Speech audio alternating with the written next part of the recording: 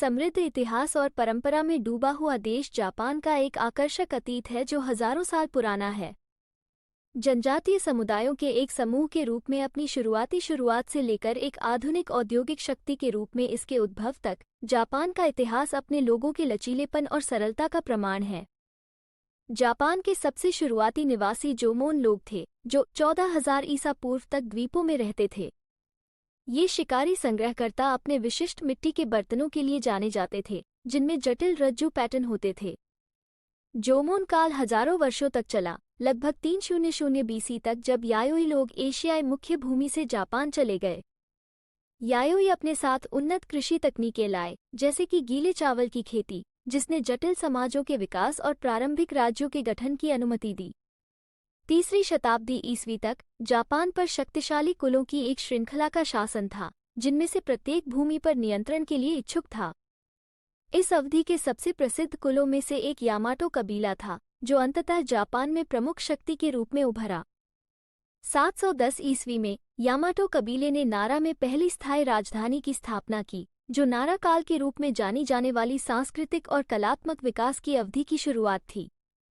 नारा काल के बाद हेयान काल आया, जिसके दौरान शाही दरबार क्योटो में चला गया और जापान ने साहित्य और कविता के स्वर्ण युग का अनुभव किया।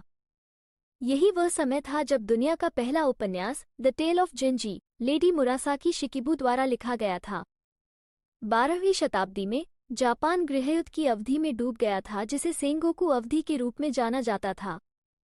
इस दौरान डैम्यो के नाम से जाने जाने वाले शक्तिशाली सरदारों ने देश पर नियंत्रण के लिए लड़ाई लड़ी, जिससे व्यापक अराजकता और रक्तपात हुआ। 1603 में टोकुगवा शोगुनेट की स्थापना के साथ जापान में व्यवस्था बहाल की गई थी।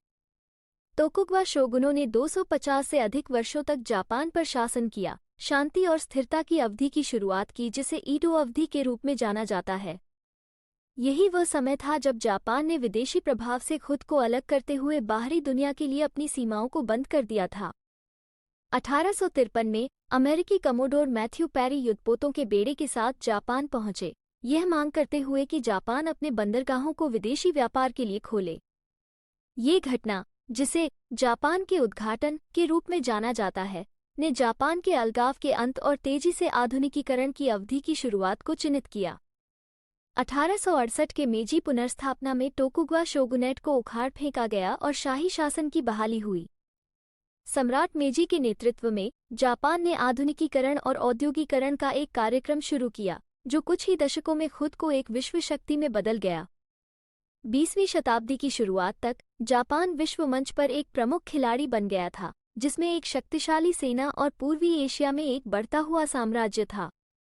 हालांकि इसके आक्रामक विस्तारवाद ने अंततः द्वितीय विश्व युद्ध और उसके बाद के अमेरिकी कब्जे में इसकी हार का कारण बना। युद्ध की समाप्ति के बाद से जापान एक वैश्विक आर्थिक शक्ति के रूप में उभरा है, जो अपने तकनीकी नवाचार, सांस्कृतिक निर्यात और परंपरा और आधुनिकता के अद्वितीय मिश्रण के लिए जाना जाता है।